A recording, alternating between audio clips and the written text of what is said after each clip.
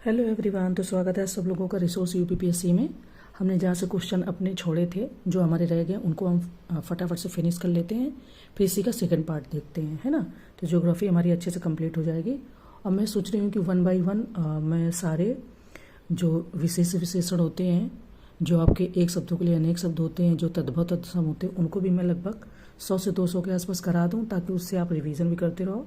और वहाँ पर एक चीज़ और करा दूँ कि जैसे एक शब्द का थोड़ा सा वो मिसप्रिंट कर देते, उसमें गलत सही बताना होता, वो भी हम लोग बता ले जाएं, है ना। तो ऐसा मैं सोच रही हूँ, आप लोग बताइएगा ठीक रहेगा कि नहीं। तो आर ओ के लिए बहुत हेल्प रहेगा, और प्लस यूपीपीसीएस के लिए, क्योंकि यूपीपीसीएस में जो सेकंड पेपर आता है उसमें ग्रामर आती है ना। तो उन दोनों को कंप्लीट करने के लिए चलिए हम स्टार्ट करते हैं। चलिए, तो हमने 115 नंबर तक के क्वेश्चन देख लिए थे। अब हम रेस्ट ऑफ द क्वेश्चन देख लेते हैं। क्वेश्चन नंबर हमारा 116 कह रहा है कि मिनास गिराइस किस देश में अवस्थित खनिज भंडार का प्रमुख क्षेत्र है। Option A Peru, B Germany, C दक्षिण अफ्रीका एंड डी ब्राज़ील। बात करें अगर हम यहाँ पर मिनास गिराइस के, देखिए तो ये कह रहे हैं कि मिनास गिराइस आपका ब्राज़ील में स्थित है, और यहाँ पर अधिकांश खनिज पाए जाते हैं। यहाँ लोहा तथा अनथक के भंडार मिलते हैं। तो आंसर क्या हो जाएगा, डी, यानी कि जो खनिज वगैरह है लोहा अनथक, वो आपके ब्राज़ील क्षेत्र में स्थित है, और उस जगह को क्या कहते हैं, तो मिनास गिराइस कहते हैं। ठीक है। नेक्स्ट क्वेश्चन इन्होंने सूची का दिया हुआ है। सूची फर्स्ट को सूची सेकंड से सम्मिलित करना, और नीचे दिए गए कोड की सहायता से सही उत्तर का चयन करना है। सूची फर्स्ट में हमारी जनजातियाँ, सूची सेकंड में वो क्षेत्र हैं जहाँ पर ये निवास करती हैं। ठीक है। आंसर ऑप्शन ए कह रहे कि बुशमैन, उप Sahara, B Bantu, Congo basin, Pygmy, Kalahari, Masai, पूर्वी अफ्रीका। अब हमको इन्हें मिलान करना है। बुशमैन की बात करें तो ये आपकी अक्सर जब भी आएगा, आप देखो कालाहारी जगह है तो वहाँ पे इसको मतलब मिलान कर दो। बंटू की बात करें तो बंटू आपकी उप सहारा की जनजाति है, उप सहारा की। ठीक है। पिग्मी की आपकी जो जनजाति है वो आपकी कांगो बेसिन में मिलती है, पिग्मी, तो ये आपकी कांगो बेसिन में, और मसाई आपकी पूर्वी अफ्रीका में। तो इस तरीके से बात करें तो देखो डी ऑप्शन में यहाँ चार बार चार दिया है, चारों ऑप्शन में, तो ऐसे आपको कन्फ्यूजन हो सकती है ना। सबसे पहले आप देखो कि फर्स्ट A3 3 में दिया है। कई बार ऐसे क्वेश्चन फंसा देते हैं कि मतलब गेस भी ना काम करे। A3B1, अब A3B1 एक ही ऑप्शन में दिया है, वो भी बी है, तो यही आपका आंसर हो जाएगा। ठीक है। चलो आगे बढ़ते हैं। नेक्स्ट क्वेश्चन है कि निम्नलिखित में से कौन सा देश बाल्टिक सागर के तट पर स्थित नहीं है। इन्होंने नहीं है पूछा। ऑप्शन है Sweden, B Poland, C Norway and D रूस। तो बात करें अगर यहाँ पर हम बाल्टिक सागर के बारे में, तो बाल्टिक सागर के तटीय देश हैं Denmark, Estonia, Finland, Germany, Latvia, Lithuania, Poland, रूस और स्वीडन। नॉर्वे आपका बाल्टिक सागर के पास स्थित नहीं है। ठीक है। तट पर, बाल्टिक सागर के तट पर स्थित नहीं है। ठीक है। चलो नेक्स्ट कह रहे हैं कि निम्नलिखित पश्चिमी अफ्रीकी देशों का पश्चिम से पूर्व सही क्रम है। डैश। ऑप्शन है Togo, B Benin, third Ivory Coast and fourth Ghana. Code दिया है option A second first 4 3, B first second 4 3, C 3 4 first second and D 4 third second first. बात करें अभी यहाँ पर हम, तो देखिए सबसे पहले अगर आप बात करें अफ्रीकी देशों का पश्चिम से पूर्व का क्रम, तो आपका सबसे पहले आ जाएगा आइवरी कोस्ट, फिर आएगा आपका घाना यानी कि 3 4, फिर आएगा टोगो यानी फर्स्ट, फिर आएगा बेनिन 3 4 फर्स्ट सेकेंड। ठीक है। तो ये सी ऑप्शन हमारा यहाँ पर इस क्रम के हिसाब से सही ऑप्शन है। चलिए आगे बढ़ते हैं। देखिए नेक्स्ट कह रहे हैं कि निम्नलिखित में से कौन एक देश विषुवत रेखा पर स्थित नहीं है। ऑप्शन है Maldives, B Uganda, C Botswana and D Brazil. अब ये ऐसे इस तरीके से लाइनें देते हैं, विषुवत रेखा, मकर रेखा, कर्क रेखा, है ना, 0 डिग्री अक्षांश। तो इन चीज़ों को बहुत ध्यान रखना है, काफ़ी इंपॉर्टेंट रहते हैं। बात करें यहाँ पर कि विषुवत रेखा पर स्थित नहीं, अब इन्होंने स्थित है नहीं पूछा, इन्होंने पूछा स्थित नहीं वो बताना है। ऑप्शन ए जो नहीं स्थित है वो मालदीव नहीं स्थित है, युगांडा तथा ब्राज़ील। ठीक है। विषुवत रेखा पर मालदीव, युगांडा तथा ब्राज़ील विषुवत रेखा पर स्थित है। जबकि बात करें बोत्सवाना की, तो ये मकर रेखा पर स्थित है, और इन्होंने नहीं पूछा है तो बोत्सवाना हो जाएगा जो कि नहीं स्थित है। ठीक है। चलो आगे बढ़ते हैं। नेक्स्ट क्वेश्चन हमारा दिया गया सूची का, फिर से सूची फर्स्ट को सूची सेकंड से सम्मिलित करना है। ये नगर हैं और ये नदी हैं, कौन से नगर किस नदी पर या कौन से नदी किस नगर पर, इस तरीके से क्वेश्चन खूब बनते हैं। बात करें ऑप्शन ए वारसा, गुएरे, B Caracas, Vistula, C Kiev, Manzanares, and D Madrid Dnieper. अब बात करते हैं ये मतलब इनका कोट मिलान करते हैं। तो अगर हम बात करें वारसा की तो ये आपका विस्चुला पे स्थित है, वारसा विस्चुला हो जाएगा यानी कि ए सेकेंड। कराकास की बात करें तो कराकास आपका गुएरे पे स्थित है यानी कि B1, A2 B1। क्यू की बात करें तो क्यू आपका नीपर नदी पे हो जाएगा और मैड्रिड की बात करें तो ये आपका मंजारेस पे हो जाएगा। इस तरीके से कोड की बात करें तो A2 B1 D3 and C4। ठीक है, देखो आंसर अपने आप पहला ही कोड यहाँ पर सही हो गया। ठीक है, क्योंकि ये इस कोड के हिसाब से मिलान में सही आंसर है। तो चलें, आपको समझ में आ गया, हम बढ़ते हैं नेक्स्ट की ओर। नेक्स्ट क्वेश्चन कह रहे हैं कि निम्नलिखित में से किस एक राजधानी से होकर डेन्यूब नदी नहीं गुजरती। Option A Budapest, B Vienna, C Paris and D Belgrade. बात करें यहाँ पर अगर हम तो सभी से, ठीक है, इन्होंने पूछा कि किससे होकर नहीं गुजरती है। तो देखिए जो इन्होंने दिए हैं कि फ्रांस की राजधानी पेरिस सीन नदी के किनारे अवस्थित है। डेन्यूब नदी यूरोप की 5 राजधानियों से होकर गुजरती है। अभी 5 राजधानियाँ कौन सी हैं? Budapest Hungary, Vienna Austria, Belgrade Yugoslavia, Bucharest Romania, Bratislava Slovakia, इतने से होकर गुजरती है। तो आंसर की बात करें तो सी, ठीक है, सी यानी कि पेरिस से होकर नहीं गुजरती है। चलिए आगे बढ़, क्योंकि उन्होंने पहले बोल दिया कि फ्रांस की राजधानी जो पेरिस है वो सीन नदी के किनारे स्थित है, यानी कि यहाँ से डेन्यूब नदी नहीं गुजरती है। लेकिन जहाँ 5 जगह से गुजरती है वो मैंने आपको बता दिया। ठीक है, चलो आगे बढ़ते हैं। नेक्स्ट हमारा क्वेश्चन है कि निम्नलिखित युग्मों में से कौन सा सही सुमेलित है। ऑप्शन ए लानोज ओरिनिको का मैदान, बी सिल्वास अमेजन का मैदान, सी पंपास ला प्लाटा का मैदान एंड डी सभी सही सुमेलित हैं। तो अब बात करना कि इनमें से कौन सा सही सुमेलित है। तो देखिए यहाँ पर सभी सही सुमेलित है, यानी कि आंसर डी हो जाएगा। लानोज ओरिनिको का मैदान, ओरिनिको क्या है, नदी का नाम ही है। सिल्वास अमेजन का मैदान, पंपास ला प्लाटा का मैदान, यहाँ पर भी कई नदियाँ आकर के मतलब डिपॉजिट करती हैं, वहाँ एक मैदान बनता है जिसे ला प्लाटा का मैदान कहते हैं। ये क्वेश्चन आ चुका है, कई बार आ चुका है। तो इस तरीके से सारे ऑप्शन सही है, विच मीन्स कि डी ऑप्शन हमारा सही हो जाता है। चलिए नेक्स्ट बढ़ते हैं। देखिए नेक्स्ट क्वेश्चन है कि ऑस्ट्रेलिया के किस भाग में सवाना तुल्य जलवायु पाई जाती है। Option A New South Wales, B Victoria, C Queensland and D दक्षिण ऑस्ट्रेलिया। बात करें यहाँ पर सवाना तुल्य जलवायु की, तो सवाना तुल्य जलवायु को सूडान तुल्य जलवायु भी कहते हैं और इसका विस्तार 5 डिग्री से लेकर 10 डिग्री से प्रारंभ होकर 15 डिग्री से 20 डिग्री अक्षांश तक पाया जाता है। ऑस्ट्रेलिया का उत्तरी ऑस्ट्रेलिया तथा क्वींसलैंड प्रदेश इसके अंतर्गत आता है। सवाना तुल्य जलवायु में औसत वार्षिक वर्षा 100 से 150 सेंटीमीटर होती है और इन क्षेत्रों में घास के मैदान पाए जाते हैं। तो बात करें तो सी ऑप्शन यहाँ पर हो जाएगा।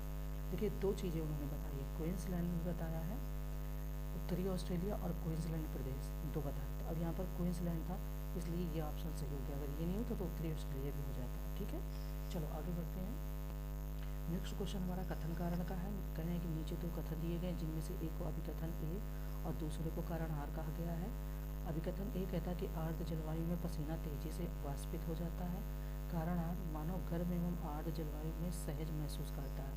तो नीचे दिए गए कोड की सहायता से सही उत्तर का चयन करना है। ऑप्शन ए तथा आर दोनों सही है तथा आर ए की सही व्याख्या करता है। बी ए तथा आर दोनों सही है किंतु आर ए की सही व्याख्या नहीं करता है।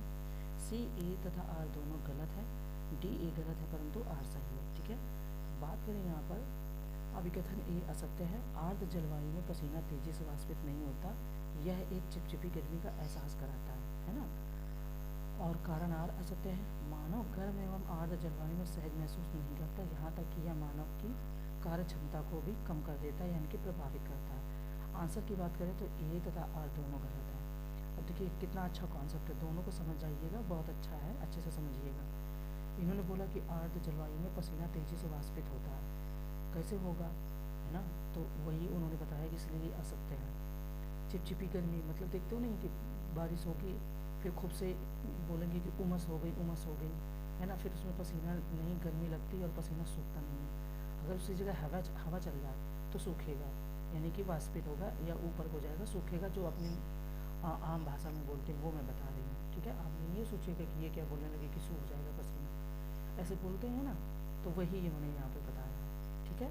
तो चलो आंसर हमारा यहाँ पर कंफर्म हो गया। हम पढ़ते हैं नेक्स्ट की ओर। देखिए हमें जून टू जून करंट अफेयर पढ़ना ही है, ये है मई का, लेकिन इसमें कुछ फैक्ट ऐसे हैं जो आपके लिए इम्पोर्टेंट है। आप मंथ को मत ध्यान दीजिएगा, फैक्ट को केवल ध्यान दीजिएगा। मतलब कुछ ऐसे क्वेश्चन हैं जैसे कि बहुत इंपॉर्टेंट है, मैं आपको एक ये क्वेश्चन दिखाती हूँ। इन्होंने जो ये बताया सेंगोल वाला, अब देखिए ये आपका रिवीजन हो जाएगा, हालांकि करंट में आपने पढ़ा ही होगा, बट ये रिवीजन हो जाएगा, तो मैं इसको करा दे रही हूँ। जिसका मन ना करे वो आप वहाँ से वीडियो को पॉज कर लीजिएगा, मत देखिएगा, ठीक है, हटा दीजिएगा। क्वेश्चन की बात करें तो कह रहे हैं कि निम्नलिखित यूरोपीय देशों में कौन सा एक शराब पर स्वास्थ्य चेतावनी लगाने वाला विश्व का पहला देश बना? Option A Ireland, option A Ireland, B Finland, C Spain and D Switzerland. देखो यूरोप, एशिया, साउथ मतलब दक्षिण एशिया, अफ्रीका, ऐसे कंट्री डिसाइड हैं, मतलब जो महाद्वीप के हिसाब से, तो उसमें जो इम्पोर्टेंट होता है, जो पहला करता है, तो वो काफ़ी क्वेश्चन इंपॉर्टेंट हो जाता है। किसी व्यक्ति ने कोई काम पहली बार किया तो वो इम्पोर्टेंट हो जाता है। तो वही इन्होंने देश के बारे में पूछा कि कौन सा देश बन गया है ना। तो देखो आयरलैंड ऐसा करने वाला पहला देश बन गया जिसने शराब और स्वास्थ्य चेतावनी लगाने वाला विश्व का पहला देश बना आयरलैंड। और इन स्वास्थ्य चेतावनियों में लीवर की बीमारी, हृदय संबंधी समस्या, मानसिक स्वास्थ्य से संबंधित खतरे इत्यादि शामिल है। बात करें तो आयरलैंड हो जाएगा। मैंने बोला यहाँ पे मंथ मत ध्यान दीजिएगा, करंट को ध्यान दीजिएगा, ये बहुत इंपॉर्टेंट है। अब इन्होंने बोला है कि इंडोनेशिया में संपन्न 42वें शिखर आसियान सम्मेलन में किस देश को संगठन के 11वें सदस्य देश के रूप में शामिल किया गया? Option A Borneo, B Timor Leste, C Philippines and D Tuvalu. तो बात करें यहाँ पर हम तो तिमोर लेस्टे जो है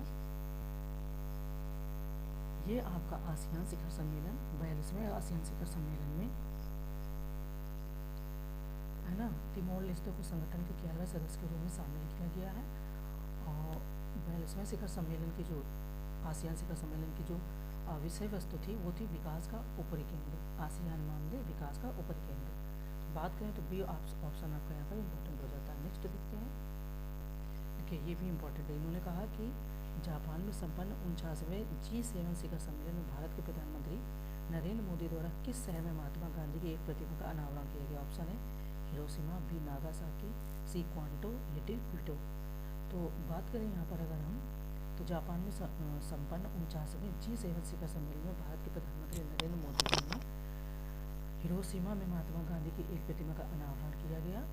और 49वें G7 शिखर सम्मेलन में सदस्य देशों ने वर्तमान में चल रहे अध्ययनों और रिपोर्टों के उत्तर में अपनी जलवायु संबंधी कार्यसूची के प्रमुख बिंदुओं को रेखांकित किया। आंसर की बात करें तो हिरोशिमा आपका यहाँ पर इम्पोर्टेंट हो जाता है। चलिए इसको देख लीजिए, फिर हम जो वो बचे हुए क्वेश्चन थे उनको देख लेते हैं। कहने के प्रधानमंत्री नरेंद्र मोदी द्वारा नए संसद भवन का उद्घाटन किया गया। इस भवन में राजदंड के प्रतीक सिंघोल की स्थापना की गई। इस सिंघोल का संबंध है ऑप्शन ए चोल साम्राज्य से, बी पांड्य साम्राज्य से, सी चेर साम्राज्य से, या डी गुप्त साम्राज्य से। बात करें अगर यहाँ पर हम तो प्रधानमंत्री नरेंद्र मोदी जी द्वारा नए संसद भवन का उद्घाटन किया गया और इस भवन में राजदंड के प्रतीक सिंघोल की स्थापना की गई। इस सिंघोल का संबंध चोल साम्राज्य से है और इस भवन का उद्घाटन 28 मई 2023 को किया गया, ये तो सभी को पता है। आंसर की बात करें अगर यहाँ पर हम तो चोल साम्राज्य यहाँ पर इम्पोर्टेंट हो जाता है, ठीक है। देखिए ये आपको क्वेश्चन है जो हमारी पिछली एक टेस्ट सीरीज में कुछ क्वेश्चन छूट गए थे, बच गए थे, तो हम इनको देख लेते हैं। क्योंकि ये जो टेस्ट सीरीज अभी हम कंप्लीट कर रहे थे इसमें अब आपके 20 से 25 क्वेश्चन करंट के ही हैं। अब वो करंट अभी आपके लिए रिलेवेंट नहीं है, तो क्यों फालतू में टाइम बर्बाद किया जाए, तो हम इनको कंप्लीट कर लेते हैं, है ना, फिर नई टेस्ट सीरीज को शुरू करेंगे। क्वेश्चन है कि भारत विभाजन के संदर्भ में निम्नलिखित कथनों पर विचार कीजिए। ऑप्शन फर्स्ट, भारत विभाजन द्विराष्ट्र सिद्धांत का परिणाम था। सेकंड, पंजाब और बंगाल का बंटवारा भाषा और नस्ल के आधार पर हुआ था। तो पहले उपयुक्त कथनों में से कौन सा से सही नहीं है वो बताना है। ऑप्शन ए केवल फर्स्ट, बी केवल सेकंड, सी फर्स्ट और सेकंड दोनों, डी ना तो फर्स्ट और ना ही सेकंड। बात करें अगर हम यहाँ पर क्वेश्चन की, देखिए मुस्लिम लीग ने द्विराष्ट्र सिद्धांत की बात की थी। इस सिद्धांत के अनुसार भारत किसी एक कौम का नहीं बल्कि हिंदू और मुसलमान नाम की दो कौमों का देश था और इसी कारण मुस्लिम लीग ने मुसलमानों के लिए एक अलग देश यानी कि पाकिस्तान की मांग की। पंजाब और बंगाल का बंटवारा धार्मिक बहुसंख्यकों के आधार पर हुआ था। आंसर की बात करें तो इनका कौन सा से सही नहीं है, तो बी ऑप्शन यहाँ पर सही नहीं है। आगे बढ़ते हैं। नेक्स्ट क्वेश्चन हमारा है कि पंचवर्षीय योजना के संदर्भ में निम्नलिखित कथनों पर विचार कीजिए। ऑप्शन फर्स्ट, प्रथम पंचवर्षीय योजना में बांध और सिंचाई के क्षेत्र में अत्यधिक निवेश पर बल दिया गया।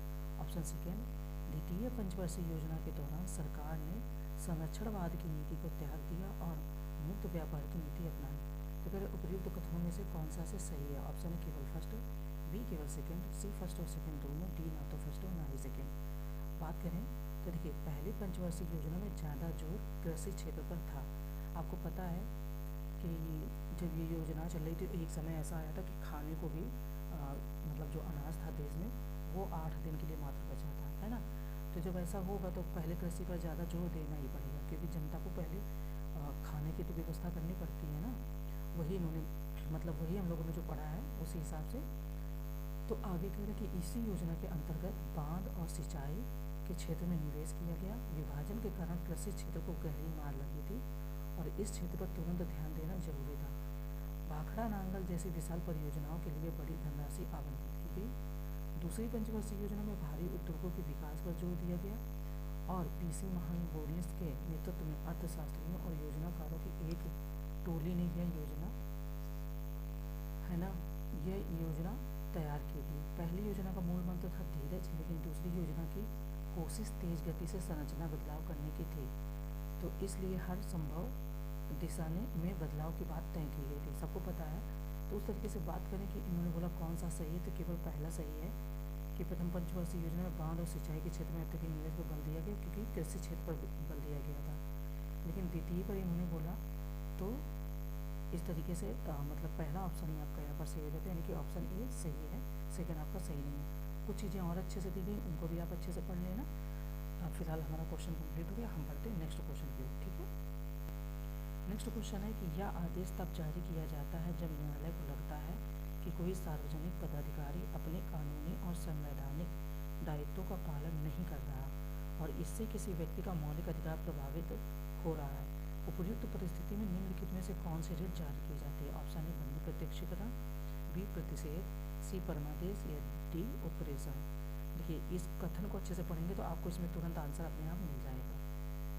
देखिए बात करें कि न्यायालय कई प्रकार के विशेष आदेश जारी करता है, सबको पता है, जिन्हें प्रदेश या रिट कहते हैं। बंदी प्रत्यक्षीकरण, आपको बंदी प्रत्यक्षीकरण के द्वारा न्यायालय किसी गिरफ्तार व्यक्ति को न्यायालय के सामने प्रस्तुत करने का आदेश देता है यदि गिरफ्तारी का तरीका या कारण गैर कानूनी या असंतोषजनक हो तो न्यायालय गिरफ्तार व्यक्ति को छोड़ने का आदेश दे सकता है। सेकंड की बात करें परमादेश की, तो यह आदेश तब जारी किया जाता है जब न्यायालय को लगता है कि कोई सार्वजनिक पदाधिकारी अपने कानूनी और संवैधानिक दायित्वों का पालन नहीं कर रहा और इससे किसी व्यक्ति का मौलिक अधिकार प्रभावित हो रहा है। तो आंसर की बात करें तो परमादेश आपका यहाँ पर आंसर हो जाएगा, ठीक है। चलो आगे बढ़ते हैं। कुछ रिट और आगे दी गई हैं प्रतिषेध के बारे में आपके, तो उनको भी आप पढ़ लेना, है ना। उत्प्रेषण। हम देखते हैं नेक्स्ट क्वेश्चन को। नेक्स्ट है कि निम्नलिखित कथनों पर विचार कीजिए। ऑप्शन फर्स्ट, भारतीय संविधान को 26 जनवरी 1950 को अंगीकृत किया गया था। सेकेंड है भारतीय संविधान को 26 नवंबर 1949 को औपचारिक रूप से लागू किया गया था। तो यहाँ पर ऑप्शन दिया गया कि उपयुक्त कथनों में से कौन सा से सही है वो बताना। ऑप्शन ए केवल फर्स्ट, बी केवल सेकेंड, सी फर्स्ट और सेकेंड दोनों, डी ना तो फर्स्ट और ना ही सेकेंड। बात करेगा हम यहाँ पर जो फैक्ट दिए गए हैं, तो भारतीय संविधान को 26 नवंबर 1949 को अंगीकृत किया गया था और भारतीय संविधान को 26 जनवरी 1950 को औपचारिक रूप से लागू किया गया था। इन्होंने यहाँ पर कहा कौन सा से सही है, तो डी ना तो पहला और ना ही दूसरा, ठीक है। चलो आगे बढ़ते हैं। नेक्स्ट क्वेश्चन है कि समता के अधिकार के अंतर्गत निम्नलिखित में से कौन सा से अधिकार शामिल है या है। ऑप्शन है विधि के समक्ष समानता, सेकंड धर्म, मूल वंश, जाति, लिंग या जन्म स्थान के आधार पर भेदभाव या निषेध, थर्ड रोजगार के अवसरों में समानता, फोर छुआछूत का अंत एंड 5 उपाधियों का अंत। नीचे दिए गए कोड का प्रयोग करके सही उत्तर का चयन करना। ऑप्शन है केवल फर्स्ट और थर्ड, बी केवल फर्स्ट, सेकेंड और फोर्थ, सी केवल फर्स्ट, थर्ड, फोर्थ और fifth and D first, second, third, fourth और फिफ्थ। आंसर की बात करें यहाँ पर, अब देखो अगर हमें जो फंडामेंटल राइट्स हैं उनकी नंबरिंग याद है या हमने अच्छे से रिवाइज किया तो बहुत आराम से आंसर निकल आएगा, है ना। तो देखिए बात करें यहाँ पर हम, तो आपका हमसे 14 से 18 जो हैं उनके अंतर्गत समता के अधिकार के प्रावधान शामिल किए गए। बात करें विधि के समक्ष समानता, तो ये आपका अनुच्छेद 14 में है। मूल वंश, धर्म, जाति, लिंग या जन्म स्थान के आधार पर भेदभाव का रोजगार में अवसर की समानता, ये आपका आर्टिकल 16 में डिसाइड किया गया है। छुआछूत का अंत आपको पता है, अस्पृश्यता का अंत ये आपका अनुच्छेद 17 में है। उपाधियों का अंत ये आपका अनुच्छेद 18 में है। तो इस तरीके से आंसर की बात करें तो डी ऑप्शन हो जाएगा फर्स्ट, सेकेंड, थर्ड, फोर्थ और फिफ्थ। ठीक है, चलो आगे बढ़ते हैं। नेक्स्ट कह रहे हैं कि निम्नलिखित में से कौन से प्रावधान धार्मिक स्वतंत्रता के अधिकार के अंतर्गत शामिल है। ऑप्शन ए, आस्था और प्रार्थना की आज़ादी, सेकेंड, धार्मिक मामलों के प्रबंधन, थर्ड, अल्पसंख्यकों को भाषा और संस्कृति के संरक्षण का अधिकार, एंड फोर, कुछ शिक्षा संस्थाओं में धार्मिक शिक्षा या उपासना में उपस्थित होने की स्वतंत्रता। तो कह रहे हैं यहाँ पर कि नीचे दिए गए कोड का प्रयोग करके सही उत्तर चुनिए। ऑप्शन ए, केवल फर्स्ट और थर्ड, बी, केवल फर्स्ट, सेकेंड और फोर, सी, केवल फर्स्ट, थर्ड, फोर और fifth, and D, first, second, third, four और फिफ्थ। ठीक है, चलिए आंसर की बात करते हैं। देखिए नेक्स्ट कह रहे हैं कि निम्नलिखित में से कौन से प्रावधान धार्मिक स्वतंत्रता के अधिकार के अंतर्गत शामिल है। ऑप्शन ए, आस्था और प्रार्थना की आज़ादी, बी, धार्मिक मामलों के प्रबंधन, सी, अल्पसंख्यकों को भाषा और संस्कृति का संरक्षण, एंड डी, कुछ शिक्षा संस्थानों में धार्मिक शिक्षा या उपासना में उपस्थित होने की स्वतंत्रता। ये हमने इतनी बात कर ली थी, है ना। क्वेश्चन ऑप्शन की बात करें तो हमारे ऑप्शन दिए गए हैं, कोड का प्रयोग करके सही उत्तर का चयन करना। ऑप्शन ए, केवल फर्स्ट और थर्ड, बी, केवल फर्स्ट, सेकेंड और फोर, सी, केवल फर्स्ट, थर्ड, फोर और fifth, and D, first, second, third, four और फिफ्थ। तो बात करें अगर यहाँ पर हम भारतीय संविधान में अनुच्छेद 25 से 28 तक नागरिक की धार्मिक स्वतंत्रता का उल्लेख किया गया है। आस्था और प्रार्थना की स्वतंत्रता की बात करें तो यह आपका अनुच्छेद 25 में डिसाइड है। धार्मिक मामलों के प्रबंधन की बात करते हैं आपके आर्टिकल यानी कि अनुच्छेद 26 में है। किसी विशिष्ट धर्म की अभिवृद्धि के लिए कर अदायगी से स्वतंत्रता की बात करें तो अनुच्छेद 27 में है। कुछ शिक्षा संस्थानों में धार्मिक शिक्षा या उपासना में उपस्थित होने की स्वतंत्रता आपका 28 में है। आंसर की बात करें तो बी ऑप्शन आपका यहाँ पर सही हो जाता है, यानी कि फर्स्ट, सेकेंड और फोर। ठीक है, अल्पसंख्यकों को भाषा और संस्कृति का संरक्षण का अधिकार इन्होंने बोला है, तो ये आपका हाँ अल्पसंख्यकों की बात करें अगर यहाँ पर, चूंकि जो इन्होंने बोला कि नागरिक को धार्मिक स्वतंत्रता के बारे में बात की गई, वो आपका 25 से 28 यानी कि इन्हीं तीन में से डिसाइड है। चलो आगे बढ़ते हैं।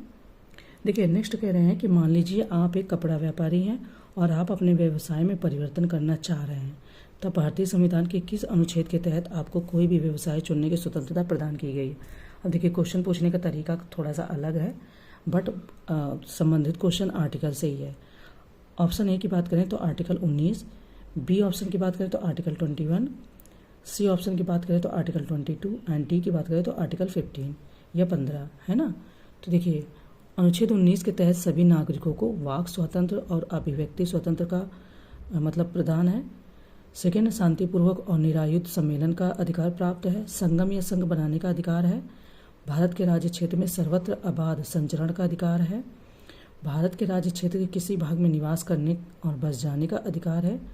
कोई वृत्ति, उपजीविका, व्यापार या कारोबार करने का अधिकार है। तो ये आपका अधिकार किसके तहत मिलेगा या मिला है, तो ये आपका अधिकार 19 के तहत प्राप्त है। ठीक है, चलो आगे बढ़ते हैं।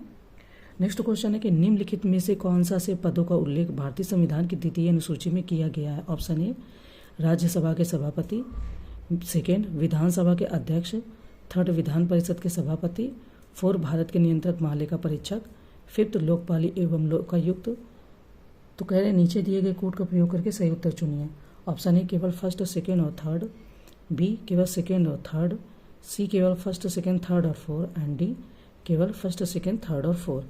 ठीक है, चलो बात करते हैं द्वितीय अनुसूची। इसमें भारत के जो राज्य व्यवस्था के विभिन्न पदाधिकारियों, अब किसकी बात की गई है, राष्ट्रपति, राज्यपाल, लोकसभा के अध्यक्ष और उपाध्यक्ष, राज्यसभा के सभापति एवं उपसभापति, विधानसभा के अध्यक्ष और उपाध्यक्ष, विधान परिषद के सभापति एवं उपसभापति, उच्चतम न्यायालय और उच्च न्यायालयों के न्यायाधीशों और भारत के नियंत्रक महालेखा परीक्षक आदि को प्राप्त होने वाले वेतन, भत्ते और पेंशन का उल्लेख किया गया।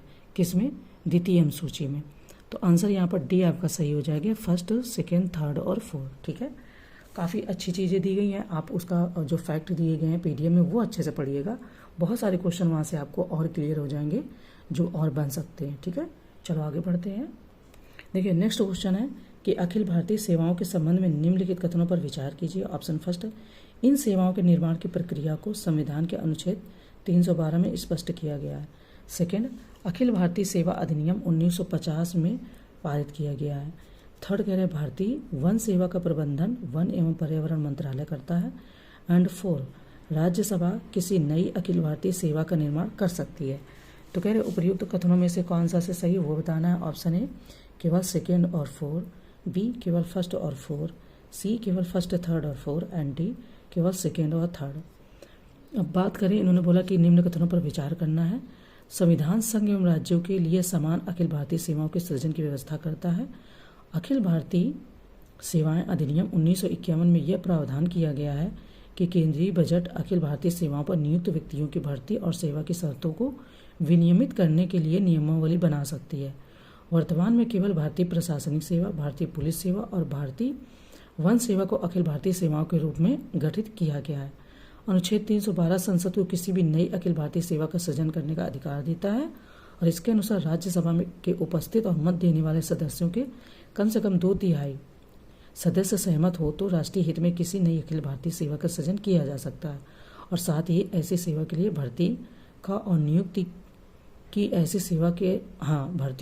की सेवा शर्तों को विनियमित किया जा सकता है। आंसर की बात करें तो बी ऑप्शन सही है, यानी कि फर्स्ट और फोर। फर्स्ट मतलब इन सेवाओं को निर्माण की प्रक्रिया को संविधान के अनुच्छेद 312 में स्पष्ट किया गया है। राज्यसभा किसी नई अखिल भारतीय सेवा का निर्माण कर सकती है ना। तो चलो ये दोनों आपके सही है। आगे बढ़ते नेक्स्ट क्वेश्चन देखते हैं। देखिए, अब प्रदेश से संबंधित क्वेश्चन है। उत्तर प्रदेश में लोकायुक्त के संदर्भ में कौन सा कथन सत्य है पूछ रहे हैं। ऑप्शन ए, लोकायुक्त को उच्च न्यायालय के न्यायाधीश के पद के लिए योग्य होना चाहिए। सेकेंड, लोकायुक्त की नियुक्ति राज्यपाल करता है। थर्ड, लोकायुक्त का कार्यकाल 8 वर्ष है। एंड फोर, उपयुक्त सभी। अब हमें बताना है तो लोकायुक्त को सर्वोच्च न्यायालय या उच्च न्यायालय के न्यायाधीश के पद के लिए योग्य होना चाहिए, सही है। लोकायुक्त का कार्यकाल की बात करें अगर यहाँ पर हम कि लोकायुक्त का कार्यकाल 6 वर्ष निर्धारित है, ठीक है। बात करें कि इन्होंने कहा कि 6 वर्ष निर्धारित किया गया था, लेकिन मार्च 2012 में इसे बढ़ाकर 8 वर्ष कर दिया गया। लोकायुक्त की नियुक्ति राज्यपाल करता है। लोकायुक्त की नियुक्ति इलाहाबाद उच्च न्यायालय के मुख्य न्यायाधीश और राज्य विधानसभा में विपक्ष के नेता के परामर्श के बाद की जाती है। आंसर की बात करें यहाँ पर तो आंसर आपका डी सही है, यानी कि सभी आपके ऑप्शन सही है, फर्स्ट ए, बी और सी, ठीक है। चलो आगे बढ़ते हैं। देखिए, नेक्स्ट क्वेश्चन है कि छावनी बोर्ड के संदर्भ में निम्नलिखित में से कौन सा एक कथन सही नहीं है पूछा है। अब ध्यान रखना, इन्होंने पूछा है कि सही नहीं है। ऑप्शन ए, इसका गठन कार्यकारी संकल्प द्वारा किया जाता है। ऑप्शन बी, यह रक्षा मंत्रालय के प्रशासनिक नियंत्रण में कार्य करता है। ऑप्शन ए, बी, हाँ सी, इसकी स्थापना छावनी क्षेत्र में सिविल जनसंख्या हेतु नगर पालिका प्रशासन के लिए की जाती है। एंड डी, यह एक सांविधिक निकाय है। बात करते हैं छावनी बोर्ड के बारे में। इन्होंने पूछा कि जो सही नहीं वो बताना। छावनी बोर्ड का गठन केंद्र सरकार द्वारा छावनी बोर्ड अधिनियम 1924 के अंतर्गत किया जाता है, जिस पर रक्षा मंत्रालय का नियंत्रण रहता है। छावनी बोर्ड के कुछ सदस्य निर्वाचित होते हैं तथा कुछ सदस्य नामित होते हैं। निर्वाचित सदस्यों का कार्यकाल 3 वर्ष तथा नामित सदस्यों का कार्यकाल जब तक शहर में रहते हैं तब तक पद पर होते हैं। छावनी बोर्ड के निर्णयों को क्रियान्वित करने के लिए एक कार्यकारी अधिकारी होता है, जिसकी नियुक्ति भारत के राष्ट्रपति द्वारा की जाती है। आंसर की बात करें कि इन्होंने बोला कौन सा कथन सही नहीं है, तो ऑप्शन ए आपका यहाँ पर सही नहीं है, ठीक है। चलो आगे बढ़ते हैं। देखिए, नेक्स्ट क्वेश्चन है कि केंद्रीय सतर्कता आयोग के संदर्भ में निम्नलिखित कथनों में से कौन सा से सही है। ऑप्शन ए, इसकी स्थापना 1964 में हुई थी। सेकंड कह रहे हैं कि यह एक सांविधिक निकाय है। थर्ड, संघ लोक सेवा आयोग की तरह ही इसके लिए कार्य परामर्शी है। तो कह रहे नीचे दिए गए कोड का प्रयोग करके सही उत्तर का चयन कीजिए। ऑप्शन ए, केवल सेकेंड और थर्ड, बी केवल फर्स्ट और थर्ड, सी केवल third, and D first, second और थर्ड। बात करें यहाँ पर अगर हम तो देखिए, सतर्कता के क्षेत्र में केंद्रीय सरकारी एजेंसियों को सलाह तथा मार्गदर्शन हेतु श्री के संथानम की अध्यक्षता वाली भ्रष्टाचार निवारण समिति की सिफारिशों पर केंद्र सरकार ने फरवरी 1964 में केंद्रीय सतर्कता आयोग की स्थापना की थी।